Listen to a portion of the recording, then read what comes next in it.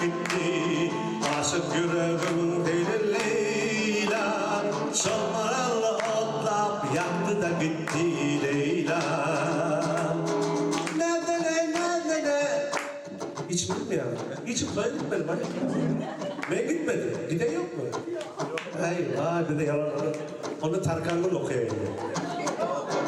Ne güllü de gitti. Kalbımın sadeni çaldı da gitti Leyla. Çaldı da gitti Leyla. Ne güllü de gitti. Kalbımın sadeni çaldı da gitti Leyla. Çaldı da gitti Leyla.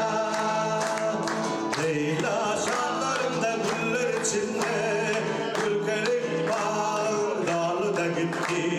Aklım hayran olup onun şaşına ayrılım dağlara dolu da gitti Leyla. Ne eyvah eyvah. Ya ayıttım ya yankı yanar dobarı. Gülli de gitti, kalbımın tadını çaldı da gitti Leyla. Çaldı da gitti Leyla.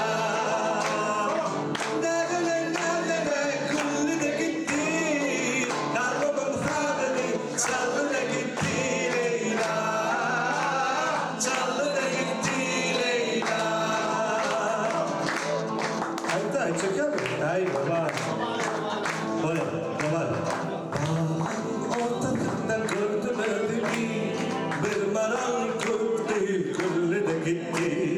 Gönül gördüm gitti yılının nerede.